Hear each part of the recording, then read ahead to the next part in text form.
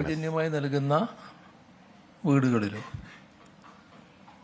മാറുന്ന കുടുംബങ്ങൾക്ക് ഈ പറയുന്ന പ്രതിമാസ വാടക ലഭിക്കില്ല.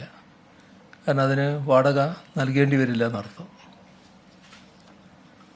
മുഴുവനായി സ്പോൺസർഷിപ്പ് മുഖേന താമസ സൗകര്യം ഒരുക്കുന്ന ചില കെട്ടിടങ്ങളുണ്ടാവും.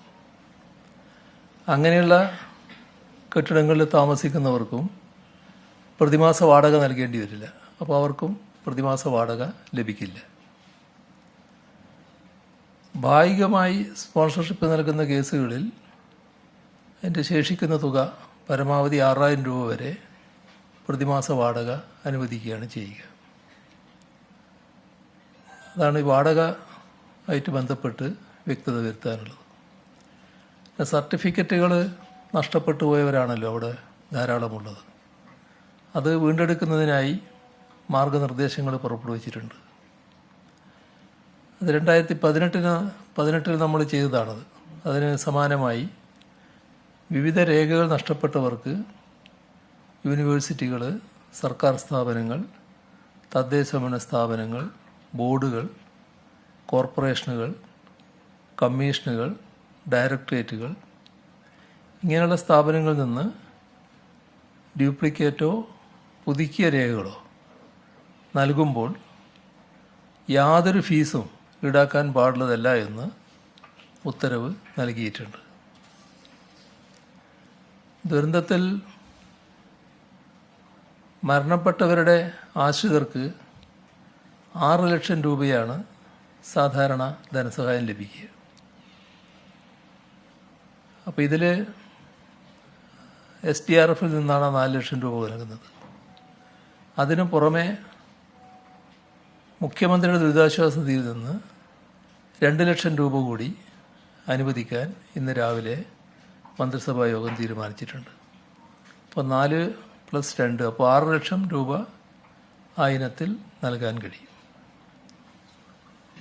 ഇതോടൊപ്പം തന്നെ അംഗവൈകല്യം വന്നവരുണ്ട്. കണ്ണുകൾ, കൈകാലുകൾ ഇവയെല്ലാം നഷ്ടപ്പെട്ടവർക്ക് 60% വൈകല്യം ബാധിച്ചവർക്ക് 75,000 രൂപ. 75,000 രൂപ എന്ന് പറയുന്നത് അതിന് സാധാരണ നിലക്ക് കൊടുക്കുന്ന തുകയുണ്ട്. അതിന് പുറമേയുള്ളതാണ് 75,000 രൂപ. ഇത് മുഖ്യമന്ത്രി ദുരിതാശ്വാസ നിധിയിൽ നിന്ന് നൽകുന്ന പ്രത്യേക തുകയാണ്. അതോടൊപ്പം 40% മുതൽ 60% വരെ വൈകല്യം ബാധിച്ചവർക്ക് 50,000 രൂപ. അതും CMDRF നിന്ന് അനുവദിക്കുന്നതാണ്. പിന്നെ സാധാരണഗതിയിൽ ഗുരുതരമായ പരിക്ക് പറ്റിയവർക്ക്, ഇത് അംഗവൈകല്യം വന്നവരാണ്, ഗുരുതരമായി പരിക്ക് പറ്റിയവർക്കും 50,000 രൂപ ഇതിന് പുറമെ അനുവദിക്കുന്ന നിലയുണ്ടാവും. മറ്റൊരു പ്രശ്നം വരുന്നത് ഈ മരണപ്പെട്ട ആളുകൾക്ക് അവരുടെ ധനസഹായം അനുവദിക്കുന്ന ഘട്ടത്തിൽ, കുടുംബത്തിന് ധനസഹായം അനുവദിക്കുമ്പോൾ അതിനായി അടുത്ത ബന്ധുക്കൾ, നെക്സ്റ്റ് ഓഫ് കിൻ സാക്ഷ്യപത്രം അടിസ്ഥാനമാക്കി ഇവിടെ ഉരുൾപൊട്ടലിൽ മരണപ്പെട്ടവരുടെ അവകാശികൾക്ക് സംസ്ഥാന ദുരന്ത നിവാരണ അതോറിറ്റിയുടെ അധികാരത്തിന് വിധേയമായി നഷ്ടപരിഹാരം നൽകാനാണ് ഉദ്ദേശിക്കുന്നത്. ഇപ്പോൾ COVID-19 സമയത്ത് ഇതേ രീതി നമ്മൾ സ്വീകരിച്ചിട്ടുണ്ട്. അതേ രീതി ഇതിലും തുടരാനാണ് ഉദ്ദേശിക്കുന്നത്. അപ്പോൾ ഇങ്ങനെ വന്നാൽ പിന്തുടർച്ചാവകാശ സർട്ടിഫിക്കറ്റ് കൂടാതെ തന്നെ ഭാര്യ, ഭർത്താവ്, മക്കൾ, മാതാപിതാക്കൾ ഇവർക്കെല്ലാം നഷ്ടപരിഹാരം ലഭിക്കും. സഹോദരൻ, സഹോദരി എന്നിവർക്ക് അവരാശ്രിതരാണെങ്കിൽ ധനസഹായം ലഭിക്കും. പിന്തുടർച്ചാവകാശ സർട്ടിഫിക്കറ്റ് ലഭിക്കുന്നതിനുള്ള കാലതാമസം പൂർണ്ണമായും ഇതിൻ്റെ ഭാഗമായി ഒഴിവാക്കാനാകും. പിന്തുടർച്ചാവകാശ സർട്ടിഫിക്കറ്റ് അനുവദിക്കുന്നതിന് മുൻപ് ആക്ഷേപം ഉന്നയിക്കുന്നതിനുള്ള നോട്ടീസ് സമയപരിധിയായ 30 ദിവസം ഇത് പൂർണ്ണമായും ഒഴിവാക്കും. ദുരന്തത്തിൽപ്പെട്ട കാണാതായ വ്യക്തികളുണ്ട്. അവരുടെ ആശ്രിതർക്കും സഹായം നൽകേണ്ടതായിട്ട് വരും. ഇതിൽ നേരത്തെ പെട്ടിമുടി ദുരന്തത്തിൽ കാണാതായവരുടെ കാര്യത്തിൽ പുറപ്പെടുവിച്ചതുപോലെ പോലീസ് നടപടികൾ പൂർത്തിയാക്കി പട്ടിക തയ്യാറാക്കി പ്രസിദ്ധീകരിക്കും. അതടിസ്ഥാനപ്പെടുത്തി ആവശ്യമായ ഉത്തരവ് പുറപ്പെടുവിക്കുകയാണ് ചെയ്യുക. വയനാട് ഉരുൾപൊട്ടൽ ദുരന്തത്തിൽ ഇതുവരെ 231 മൃതദേഹങ്ങളും 206 ശരീരഭാഗങ്ങളുമാണ് കണ്ടെത്തിയത്. മേപ്പാടിയിൽ നിന്ന് 151 മൃതദേഹങ്ങൾ, നിലമ്പൂരിൽ നിന്ന് 80 മൃതദേഹങ്ങളാണ് കണ്ടെത്തിയത്. 39 ശരീരഭാഗങ്ങളാണ് മേപ്പാടിയിൽ നിന്ന്. നിലമ്പൂരിൽ നിന്ന് 172 ശരീരഭാഗങ്ങളാണ് കണ്ടെത്തിയത്. ഇതേവരെ ലഭിച്ച എല്ലാ ശരീരഭാഗങ്ങളുടെയും മൃതദേഹങ്ങളുടെയും പോസ്റ്റ്മോർട്ടം നടത്തിയിട്ടുണ്ട്. തിരിച്ചറിഞ്ഞ 178 മൃതദേഹങ്ങളും 2 ശരീരഭാഗങ്ങളും ബന്ധുക്കൾക്ക് കൈമാറിയിട്ടുമുണ്ട്. തിരിച്ചറിയാത്ത 52 മൃതദേഹങ്ങളും 194 ശരീരഭാഗങ്ങളും വയനാട് ദുരന്തത്തിൻ്റെ പശ്ചാത്തലത്തിൽ സർക്കാർ പുറത്തിറക്കിയ പ്രത്യേക മാർഗനിർദ്ദേശപ്രകാരം വിവിധ മതവിഭാഗങ്ങളുടെ പ്രാർത്ഥനയോടെ സംസ്കരിച്ചു. നിലമ്പൂർ കുമ്പളപ്പാറ ഭാഗത്തു നിന്നും ഇന്നലെ 5 ശരീരഭാഗങ്ങൾ കൂടി കണ്ടെത്താനായി.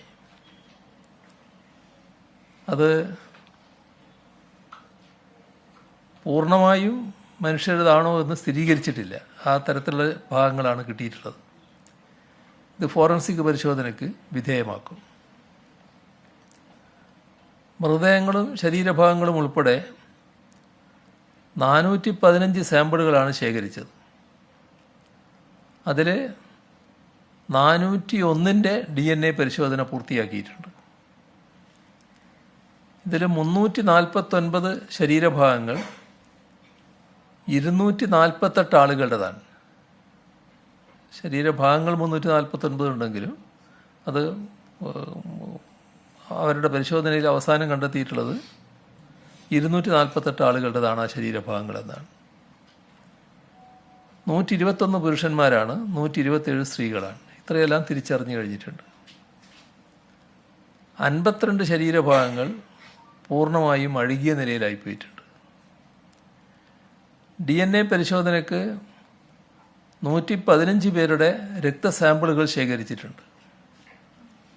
ബീഹാർ സ്വദേശികളായ 3 പേരുടെ ബന്ധുക്കളുടെ രക്തസാമ്പിളുകൾ ഇനി ലഭിക്കാനുണ്ട്. DNA പരിശോധനയുടെ അടിസ്ഥാനത്തിൽ 118 പേരെയാണ് ഇനി കണ്ടെത്താനുള്ളത്. കണ്ടെത്താനുള്ളവരുടെ അതിൽ 118 പേരായി മാറിയിട്ടുണ്ട്. ചൂരൽമല പാലത്തിന് താഴ്ഭാഗത്തായി വനത്തിലൂടെ ഒഴുകുന്ന പുഴയുടെ തീരങ്ങൾ കേന്ദ്രീകരിച്ചും നിലമ്പൂർ, വയനാട് മേഖലകളിലും തെരച്ചിൽ ഊർജിതമാണ്. 7 മേഖലകളിലായി തിരിച്ച് NDRF, fire force, civil defence, police, വനം വകുപ്പ്, സേനാ വിഭാഗങ്ങൾ, സന്നദ്ധ പ്രവർത്തകർ എല്ലാം തെരച്ചിലിൽ പങ്കെടുക്കുന്നുണ്ട്. ജനകീയ തെരച്ചിലിൽ ഒറ്റ ദിവസം തന്നെ 2000-ഓളം പേർ പങ്കെടുത്തിരുന്നു. പരിശോധന ഇന്നും തുടരുന്നുണ്ട്. വെള്ളിയാഴ്ച വരെ ചാലിയാറിൽ തെരച്ചിൽ നടത്തും. ഉരുൾപൊട്ടൽ ദുരന്തബാധിതർക്ക് വീട്ടുപകരണങ്ങൾ ഉൾപ്പെടെ നൽകി താൽക്കാലിക പുനരധിവാസം ഉറപ്പാക്കുന്നതിന് സർക്കാർ തലത്തിൽ ഒരുക്കങ്ങൾ പുരോഗമിക്കുകയാണ്. പൊതുമരാമത്ത് വകുപ്പ്, തദ്ദേശഭരണ സ്ഥാപനങ്ങൾ, മറ്റ് സർക്കാർ വകുപ്പുകൾക്ക് കീഴിലുള്ള ക്വാർട്ടേഴ്സുകൾ, സ്വകാര്യ വ്യക്തികളുടെ ഉടമസ്ഥയിലുള്ള വാടക വീടുകൾ ഇവയെല്ലാം പുനരധിവാസത്തിനായി കണ്ടെത്തിയിട്ടുണ്ട്. സർക്കാർ ഉടമസ്ഥയിലുള്ള 100ഓളം കെട്ടിടങ്ങളാണ് ഇതുവരെ ലഭ്യമായത്. വിവിധ തദ്ദേശഭരണ സ്ഥാപന പരിധികളിലെ സ്വകാര്യ വ്യക്തികളുടെ ഉടമസ്ഥയിലുള്ള 253 കെട്ടിടങ്ങൾ വാടക നൽകി ഉപയോഗിക്കാനായി കണ്ടെത്തിയിട്ടുണ്ട്. ഇതുകൂടാതെ 100ഓളം വീട്ടുടമസ്ഥർ വീടുകൾ വാടകയ്ക്ക് നൽകാനുള്ള സന്നദ്ധതയും അറിയിച്ചിട്ടുണ്ട്. താൽക്കാലിക പുനരധിവാസത്തിനായി ഹാരിസൺ മലയാളത്തിലെ തൊഴിലാളി യൂണിയനുകൾ ഇപ്പോൾ നൽകാൻ തയ്യാറായിട്ടുള്ള 53 വീടുകളും നൽകാമെന്നേറ്റ ബാക്കി വീടുകളുടെയും ഭദ്രതയും നടത്തിപ്പും സംബന്ധിച്ച് റിപ്പോർട്ട് നൽകാൻ ആവശ്യപ്പെട്ടിട്ടുണ്ട്. ട്രേഡ് യൂണിയൻ പ്രതിനിധികൾ, മാനേജ്മെൻറ്റ് പ്രതിനിധികൾ ഇവരെല്ലാം പരിശോധന നടത്തി ഏതൊക്കെ തൊഴിലാളികളെ പരിഗണിക്കുമെന്നുൾപ്പെടെയുള്ള കണക്ക് ലഭ്യമാക്കണമെന്ന നിർദ്ദേശവും നൽകിയിട്ടുണ്ട്. താൽക്കാലിക പുനരധിവാസം ഉറപ്പാക്കുമ്പോൾ മേപ്പാടി, മുപ്പൈനാട്, വൈത്തിരി, കൽപ്പറ്റ, മുട്ടിൽ, അമ്പലവയൽ ഇത്രയും തദ്ദേശ സ്വയംഭരണ പരിധിയിലുള്ള പൂർണ്ണ സജ്ജമായ വാസസ്ഥലമാണ് ഉദ്ദേശിക്കുന്നത്. ചൂരൽമലയിലെ ദുരന്തബാധിതർക്ക് ഒരു വാടക വീട് എന്ന മുദ്രാവാക്യവുമായി സർവകക്ഷികളുടെയും നേതൃത്വത്തിൽ വാടക വീടുകൾക്ക് വേണ്ടി അന്വേഷണം നടത്തുന്നുണ്ട്. പഞ്ചായത്ത് അംഗങ്ങൾ, റവന്യൂ ഉദ്യോഗസ്ഥർ, സോഷ്യൽ വർക്കർ ഉൾപ്പെടുന്ന 5 സമിതി തദ്ദേശ സ്വയംഭരണ പരിധിയിൽ ലഭ്യമാക്കാവുന്ന വീടുകൾ കണ്ടെത്തി റിപ്പോർട്ട് ചെയ്യും. അതിവേഗം രേഖകൾ നൽകാൻ ദുരന്തബാധിതർക്ക് ക്യാമ്പുകളിൽ സജ്ജമാക്കിയ പ്രത്യേക ക്യാമ്പയിനിലൂടെ ഇതുവരെ 1368 സർട്ടിഫിക്കറ്റുകൾ ലഭ്യമാക്കിയിട്ടുണ്ട്. നാശനഷ്ടം സംഭവിച്ച എല്ലാ കുടുംബങ്ങളും പുനരധിവാസ പാക്കേജിൽ ഉൾപ്പെടുന്നുവെന്ന് ഉറപ്പുവരുത്തും. ക്യാമ്പുകളിലും കുടുംബ വീടുകളിലും ആശുപത്രികളിലും കഴിയുന്നവർ ഉൾപ്പെടെ അർഹരായ മുഴുവൻ പേർക്കും സഹായം ലഭ്യമാകും. പുനരധിവാസ പദ്ധതിയിൽ ഉൾപ്പെടാൻ ദുരിതാശ്വാസ ക്യാമ്പുകളിൽ രജിസ്റ്റർ ചെയ്യണമെന്ന രീതിയിൽ നടക്കുന്ന പ്രചരണം അടിസ്ഥാനരഹിതമാണ്. അത് ഈ അടിസ്ഥാനരഹിതമായ പ്രചരണം നടത്താൻ ചില വിദ്വാന്മാർക്ക് വലിയ താല്പര്യമാണ്. അതിൻ്റെ ഭാഗമായിട്ടാണ് ഇത് വന്നിട്ടുള്ളത്. ക്യാമ്പുകളിൽ ആരൊക്കെ കഴിയുന്നുവെന്ന് നോക്കിയല്ല, ഉരുൾപൊട്ടൽ ദുരിതം വിതച്ച പ്രദേശങ്ങളിൽ നിന്നുള്ള കൃത്യമായ ഡാറ്റയുടെ അടിസ്ഥാനത്തിലാണ് പാക്കേജ് തയ്യാറാക്കുന്നത്. സംസ്ഥാന സർക്കാർ നിയോഗിച്ച വിദഗ്ധ സംഘം ദുരന്ത മേഖലകളിൽ പരിശോധന നടത്തി വരികയാണ്. ദേശീയ ഭൗമശാസ്ത്ര പഠന കേന്ദ്രത്തിലെ മുതിർന്ന ശാസ്ത്രജ്ഞൻ ജോൺ മത്തായിയുടെ നേതൃത്വത്തിലുള്ള 5 സംഘമാണ് ദുരന്തബാധിത പ്രദേശങ്ങളും അനുബന്ധ മേഖലകളും പരിശോധിക്കുന്നത്. ഉരുൾപൊട്ടലിൻ്റെ പ്രഭവ കേന്ദ്രങ്ങളായ പുഞ്ചിരിമട്ടവും അനുബന്ധ പ്രദേശവും ഇന്നലെ സംഘം പരിശോധിച്ചു.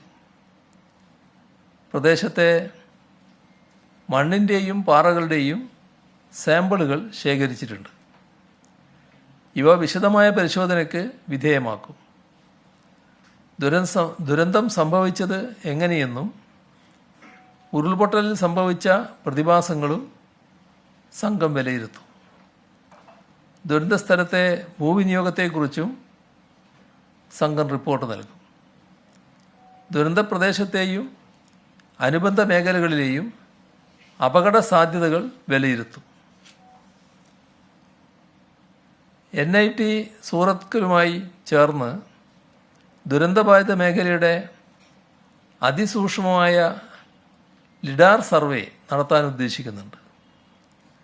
ഈ സർവേയിലൂടെ ഭൂമിയുടെ ഉപരിതലവും ഉപരിതലത്തിന് മുകളിലുള്ള എല്ലാ വസ്തുക്കളുടെയും കൂടുതൽ സൂക്ഷ്മമായ വിവരങ്ങൾ ലഭിക്കും. ഈ വിവരങ്ങൾ ഉപയോഗിച്ചുകൊണ്ട് വിദഗ്ധ സംഘം നൽകുന്ന റിപ്പോർട്ട് കൂടി പരിഗണിച്ചാണ് ഇനിയുള്ള ഭൂവിനിയോഗത്തിൻ്റെ രീതികൾ നിശ്ചയിക്കാൻ സാധിക്കുക. NIT സൂറത്തിലെ ദുരന്ത നിവാരണ വിദഗ്ധൻ ശ്രീവത്സ കോലത്തയാർ ആണ് ഈ സംഘത്തെ നയിക്കുന്നത്. ഡ്രോൺ ഉപയോഗപ്പെടുത്തിയുള്ള ലിഡാർ സർവേ ആണിവിടെ നടത്താൻ ഉദ്ദേശിക്കുന്നത്. ദുരന്തബാധിത പ്രദേശത്തിൻ്റെ ഏരിയൽ ഫോട്ടോഗ്രാഫ്സ് അടക്കമുള്ള സൂക്ഷ്മമായ ചിത്രങ്ങൾ ഇതിൻ്റെ ഭാഗമായി എടുക്കാനാവും.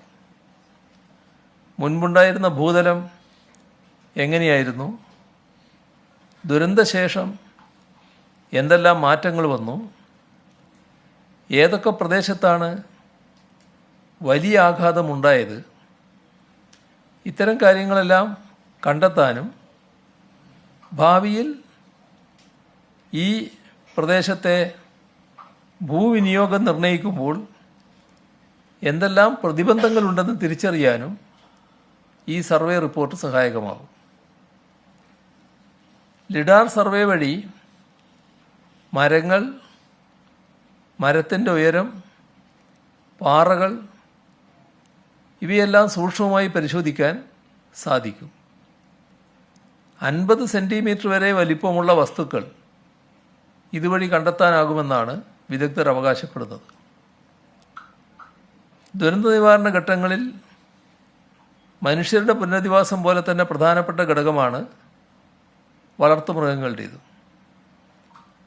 ദുരിതമനുഭവിച്ചവർക്കായി ക്യാമ്പുകൾ ആരംഭിച്ചതുപോലെ ദുരന്തത്തിലകപ്പെട്ട വളർത്തുമൃഗങ്ങൾക്കായി 2 ക്യാമ്പുകളാണ് പ്രവർത്തിച്ചത്.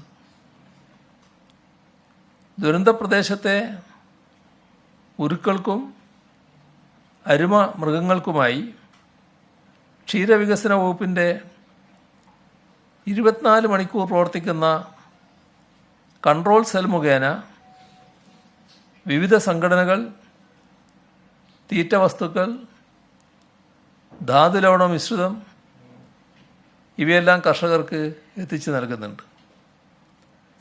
ഇന്നലെ മാത്രം 8 മെട്രിക് ടൺ തീറ്റ, 5 ടൺ വൈക്കോൽ, അരുമമൃഗങ്ങൾക്കുള്ള ഭക്ഷണ സാധനങ്ങൾ ഇവയെല്ലാം പാലക്കാട് അരുവി ഫീഡ്സ് വഴി എത്തിക്കാനായിട്ടുണ്ട്. ഈ സമയത്ത് തന്നെയാണ് വെലങ്ങാട് ദുരന്തവുമുണ്ടായത്. കഴിഞ്ഞ മാസം 30-ന് വാണിമേൽ ഗ്രാമപഞ്ചായത്തിലും അടിച്ചിപ്പാറ മലയിലുമുണ്ടായ ഉരുൾപൊട്ടൽ അത് നേരത്തെ ഇവിടെ പരാമർശിച്ചതാണ്. പന്നിയേരി, മലയങ്ങാട്, കമ്പളിപ്പാറ, പാനൂം, കൂറ്റല്ലൂർ ഈ ഭാഗങ്ങളിലാണ് ചെറുതും വലുതുമായ ഉരുൾപൊട്ടലും മണ്ണിടിച്ചിലും ഉണ്ടായത്. അവിടെ പ്രാഥമിക പരിശോധന നടന്നിട്ടുണ്ട്. ഉണ്ടായ നഷ്ടത്തിൻ്റെ തോത് റവന്യൂ അധികാരികൾ കൃത്യമായി രേഖപ്പെടുത്തിയിട്ടുണ്ട്. അത് റിപ്പോർട്ട് ചെയ്തിട്ടുമുണ്ട്. അതോടൊപ്പം തന്നെ പഞ്ചായത്ത് എഞ്ചിനീയറിംഗ് വിഭാഗത്തിൻ്റെ അസസ്മെൻറ്റിന് ശേഷമുള്ള കണക്കും ലഭിക്കാനിരിക്കുകയാണ്. ഇപ്പോൾ കലക്ടർ റിപ്പോർട്ട് വിശദമായി അയച്ചിട്ടുണ്ട്. ആ റിപ്പോർട്ടിൻ്റെ വിശദാംശങ്ങളിലേക്ക് ഇപ്പോൾ ഞാൻ കടക്കുന്നില്ല. റവന്യൂ മന്ത്രിയുടെ അധ്യക്ഷതയിൽ വിലങ്ങാട് പ്രത്യേക യോഗം ചേർന്ന് സ്ഥിതിഗതികൾ വിലയിരുത്തിയിരുന്നു. ദുരന്തബാധിത പ്രദേശത്ത് റവന്യൂ മന്ത്രിക്ക് പുറമെ വനം, പൊതുമരാമത്ത്, ജലവിഭവം, കൃഷി ഇത്രയും വകുപ്പ് മന്ത്രിമാരും അവിടെ സന്ദർശിച്ചിരുന്നു. തകരാറിലായ വൈദ്യുതി ബന്ധം പുനരാരംഭിക്കാനായി 4 കിലോമീറ്റർ നീളത്തിൽ പുതുതായി അവിടെ ലൈൻ വലിക്കേണ്ടി വന്നു. യഥാർത്ഥത്തിൽ 100ഓളം ജീവനക്കാർ രാപ്പകൽ അധ്വാനിച്ചാണത് പൂർത്തിയാക്കിയത്. അതോടൊപ്പം 4 കിലോമീറ്ററോളം പ്രദേശത്ത് നിലവിലെ ലൈനിൽ അറ്റകുറ്റപ്പണികൾ നടത്താനുണ്ടായിരുന്നു. അങ്ങനെയാണ് വൈദ്യുതി ബന്ധം പുനഃസ്ഥാപിക്കാനായത്. ഉരുൾപൊട്ടലിൽ രേഖകൾ നഷ്ടപ്പെട്ടവരുണ്ട്. അവർക്ക് പകരം രേഖകൾ ലഭ്യമാക്കും. അവിടെ ഓഗസ്റ്റ് 16 പ്രത്യേക അദാലത്ത് സംഘടിപ്പിച്ചിട്ടുണ്ട്.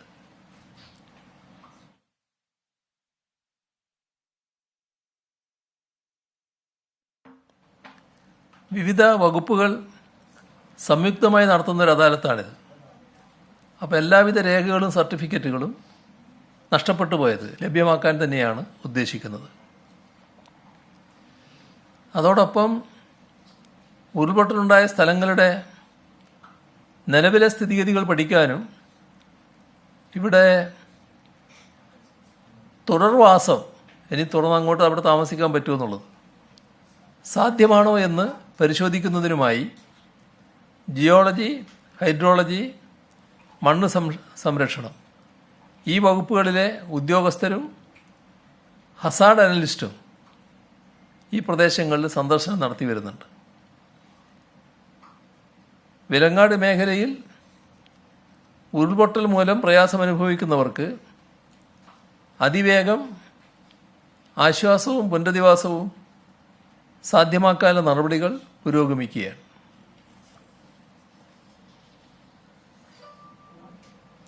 നമ്മുടെ കാലാവസ്ഥാ വകുപ്പിൻ്റെ മുന്നറിയിപ്പുകൾ എടുത്ത് പരിശോധിച്ചാൽ തെക്കൻ ശ്രീലങ്കയ്ക്ക് മുകളിൽ ചക്രവാത ചുഴിയും റായൽസീമ മുതൽ കോമറിൻ മേഖല വരെ ന്യൂനമർദ്ദ പാത്തിയും രൂപപ്പെട്ടതിൻ്റെ ഫലമായി കേരളത്തിൽ അടുത്ത 5 ദിവസം വ്യാപകമായി ഇടി, മിന്നൽ ഇവയോടുകൂടിയ മിതമായ ഇടത്തരം മഴയ്ക്ക് സാധ്യതയുണ്ട്. ഒറ്റപ്പെട്ട സ്ഥലങ്ങളിൽ ഇന്നും നാളെയും അതിശക്തമായ മഴയ്ക്കും സാധ്യതയുണ്ട്. ആഗസ്റ്റ് 16, 17 വരെ ശക്തമായ മഴയ്ക്ക് സാധ്യതയുണ്ട് എന്നാണ് കേന്ദ്ര കാലാവസ്ഥാ വകുപ്പ് അറിയിച്ചിട്ടുള്ളത്. കേന്ദ്ര കാലാവസ്ഥാ വകുപ്പ് ഓറഞ്ച്, മഞ്ഞ അലേർട്ടാണ് പ്രഖ്യാപിച്ചിട്ടുള്ളതെങ്കിലും കുറഞ്ഞ സമയത്തിനുള്ളിൽ കൂടിയ മഴയ്ക്ക് സാധ്യതയുള്ളതിനാൽ യെല്ലോ അലേർട്ട് പ്രഖ്യാപിച്ച എല്ലാ ജില്ലകളിലും ഓറഞ്ച്, റെഡ് അലേർട്ടിന് സമാനമായ മുൻകരുതലുകൾ സ്വീകരിക്കാൻ നിർദ്ദേശം നൽകിയിട്ടുണ്ട്. മലയോര മേഖലകളിലും കഴിഞ്ഞ ദിവസങ്ങളിൽ ശക്തമായ മഴ ലഭിച്ച പ്രദേശങ്ങളിലും കൂടുതൽ ജാഗ്രത പാലിക്കേണ്ടതുണ്ട്. വയനാട് ജില്ലയിൽ പല സ്ഥലങ്ങളിലും കഴിഞ്ഞ 24 മണിക്കൂറിനിടെ ഒറ്റപ്പെട്ട ഇടങ്ങളിൽ ശക്തമായ മഴയുണ്ടായിരുന്നു. മേപ്പാടി പഞ്ചായത്തിലെ പൂത്തുമല ഭാഗങ്ങളിൽ ശക്തമായ മഴയാണ് ഉണ്ടായത്. മണ്ണിടിച്ചിൽ സാധ്യത ഉള്ള പ്രദേശങ്ങളായതിനാൽ അവിടുത്തെ ജനങ്ങളെ തൃക്കൈപ്പറ്റ സ്കൂളിലേക്ക് മാറ്റിപ്പാർപ്പിച്ചു. കേന്ദ്ര സർക്കാർ പുറപ്പെടുവിച്ച 2019 തീരദേശ നിയന്ത്രണ മേഖലാ വിജ്ഞാപനത്തിൻ്റെ അടിസ്ഥാനത്തിൽ തയ്യാറാക്കിയതും കേരള തീരദേശ പരിപാലന അതോറിറ്റി അംഗീകരിച്ചതുമായ കേരളത്തിൻ്റെ കരട് തീരദേശ പരിപാലന പ്ലാൻ അംഗീകാരത്തിനായി കേന്ദ്ര വനം, പരിസ്ഥിതി, കാലാവസ്ഥ വ്യതിയാന മന്ത്രാലയത്തിന് സമർപ്പിക്കാൻ ഇന്ന് ചേർന്ന മന്ത്രിസഭാ യോഗം തീരുമാനിച്ചിട്ടുണ്ട്. CRZ 3 നിന്നും CRZ 2 തരം മാറ്റുന്നതിന് കേന്ദ്ര സർക്കാരിലേക്ക് സംസ്ഥാന സർക്കാർ ശുപാർശ ചെയ്തത് 175 നഗരസ്വഭാവമുള്ള ഗ്രാമപഞ്ചായത്തുകളായിരുന്നു. ഈ 175 ഗ്രാമപഞ്ചായത്തുകളിൽ 66 പഞ്ചായത്തുകൾക്ക് കേന്ദ്ര സർക്കാരിൻ്റെ അംഗീകാരം ലഭിച്ചു. അപ്പോൾ ബാക്കി 109 പഞ്ചായത്തുകളെ കൂടി CRZ 2 കാറ്റഗറിയിലേക്ക് മാറ്റുന്നതിന് വീണ്ടും കേന്ദ്ര സർക്കാരിനോട് അഭ്യർത്ഥിക്കാനാണ് തീരുമാനിച്ചിട്ടുള്ളത്. ദുരിതാശ്വാസ നിധിയുടെ നിലയെടുത്താൽ മലപ്പുറം പെരിന്തൽമണ്ണയിലെ 10 വയസ്സുള്ള സിയ സഹ്റ രക്ഷിതാക്കളായ മുഹമ്മദ് നിസാർ, ജസീല എന്നിവർക്കൊപ്പമെത്തി തൻ്റെ സ്വർണ്ണപാദസരം ദുരിതാശ്വാസ നിധിയിലേക്ക് കൈമാറി. ഈ കുട്ടി ഗുരുതരമായ ആരോഗ്യ പ്രശ്നങ്ങൾ നേരിടുന്ന കുട്ടിയാണ്. ഇവിടെ RCCയിലാണ് കുട്ടിയുടെ ചികിത്സക്ക് ആവശ്യമായ മരുന്നുകൾ ലഭിക്കുന്നത്. കോവിഡ് ലോക്ക്ഡൗൺ കാലത്ത് മരുന്ന് ലഭിക്കാത്ത സാഹചര്യമുണ്ടായി. തുടർന്ന് ഇവിടെ ബന്ധപ്പെടുകയും വേഗത്തിൽ തന്നെ മരുന്ന് ആ ഘട്ടത്തിൽ ലഭ്യമാക്കാനും കഴിഞ്ഞു. അത് കുട്ടിയെയും കൊണ്ട് വന്ന രക്ഷിതാക്കൾ പ്രത്യേകം ഓർമ്മപ്പെടുത്തുകയുണ്ടായി. ദുരന്തബാധിതർക്ക് സഹായവുമായി ധാരാളം കുട്ടികളിപ്പോൾ മുന്നോട്ട് വരുന്നുണ്ട്. പിറന്നാൾ ദിവസം വസ്ത്രം വാങ്ങാൻ, സൈക്കിൾ വാങ്ങാൻ, ചെറിയ ആഭരണങ്ങൾ വാങ്ങാൻ സ്വരൂപിച്ച തുകകൾ, സമ്മാനമായി ലഭിച്ച തുകകൾ, പിന്നെ കുടുക്കയിലെ സമ്പാദ്യം, ഇതെല്ലാം ദുരിതബാധിതർക്കായി അവർ കൈമാറുകയാണ്. അത്തരത്തിലൊന്ന് മലപ്പുറം തിരൂരിലെ വെട്ടം AHM LP സ്കൂൾ വിദ്യാർത്ഥികളുടെ സംഭാവന. അവിടുത്തെ വിദ്യാർത്ഥികൾ കാരുണ്യ കുടുക്കയിലൂടെ സമാഹരിച്ച 3,00,000 രൂപ ദുരിതാശ്വാസ നിധിയിലേക്ക് കൈമാറി. കുട്ടികൾ നല്ല ശീലങ്ങൾ വളർത്തുന്നതോടൊപ്പം അവരെ ജീവകാരുണ്യ പ്രവർത്തനങ്ങളിൽ പങ്കാളികളാക്കുക എന്ന ലക്ഷ്യത്തിലാണ് ഈ വിദ്യാലയത്തിൽ കാരുണ്യ കുടുക്ക എന്ന ആശയം നടപ്പാക്കുന്നു. കുട്ടികൾക്കും അധ്യാപകർക്കുമായി പ്രത്യേക കാരുണ്യ കുടുക്കുകളുണ്ട്. താല്പര്യമുള്ള തുക ഇത് നിക്ഷേപിക്കുകയാണ്. കഴിഞ്ഞ മഹാപ്രളയത്തിലും കോവിഡിലും ഇതേ മാതൃകയിൽ ഇവിടുത്തെ വിദ്യാർത്ഥികൾ സംഭാവന നൽകിയിരുന്നു. ദുരിതാശ്വാസ നിധിയിലേക്ക് ഇന്നലെ ലഭിച്ച സംഭാവനകൾ പ്രത്യേകം പത്രക്കുറിപ്പായി ഇന്നലെ തന്നെ നൽകിയിരുന്നു. ഇന്ന് രാവിലെ 11 മണി വരെ ആകെ 140,60,65,329 രൂപയാണ് ദുരിതാശ്വാസ നിധിയിലേക്ക് ലഭിച്ചത്. ദുരിതാശ്വാസ നിധിയുമായി ബന്ധപ്പെട്ട് നല്ല രീതിയിലാണ് പൊതുവെ നാട് പ്രതികരിക്കുന്നത്. പൊതുവിൽ മാധ്യമങ്ങളും നല്ല രീതിയിലാണ് പ്രതികരിച്ചത്. ആദ്യഘട്ടത്തിലുണ്ടായ പ്രചരണങ്ങൾക്ക് യാഥാർത്ഥ്യം ജനങ്ങളെ അറിയിക്കുന്ന രീതിയിലുള്ള മാധ്യമ ഇടപെടൽ ഉണ്ടായത് പ്രത്യേകം ശ്രദ്ധിക്കത്തക്കതാണ്. അതുകൊണ്ട് തന്നെ ദുരിതാശ്വാസ നിധിയിലേക്ക് സംഭാവന നൽകുന്നതിൽ നിരവധി മാധ്യമങ്ങളും മാധ്യമ പ്രവർത്തകരും മാതൃകയായി മാറിയിട്ടുണ്ട്. കാസർഗോഡ് പ്രസ് ക്ലബ്ബ് ഇന്ന് 2,30,000 രൂപയാണ് സംഭാവനയായി നൽകിയത്. ഇന്ന് ലഭിച്ച മറ്റ് സംഭാവനകൾ എടുത്താൽ Kerala nurses and midwives council 5 കോടി, കോട്ടയം ജില്ലാ പഞ്ചായത്ത് 1 കോടി, കണ്ണൂർ ജില്ലാ പഞ്ചായത്ത് 1 കോടി. മന്ത്രിസഭാ യോഗത്തിന് ശേഷം മുഖ്യമന്ത്രി മാധ്യമങ്ങളെ കാണുകയായിരുന്നു. ഇന്നത്തെ മന്ത്രിസഭാ യോഗത്തിൽ ചൂരൽമല മുണ്ടക്കൈ പുനരധിവാസം, അവിടുത്തെ തെരച്ചിൽ, അനുബന്ധ വിഷയങ്ങൾ തന്നെയാണ് ചർച്ചയ്ക്ക് വന്നതെന്ന് മുഖ്യമന്ത്രി സൂചിപ്പിക്കുകയായിരുന്നു. ഇനി 118 പേരെയാണ് നമുക്ക് കണ്ടെത്താനുള്ളത്. 7 മേഖലകളായി തിരിഞ്ഞ് തെരച്ചിൽ തുടരുകയാണ്.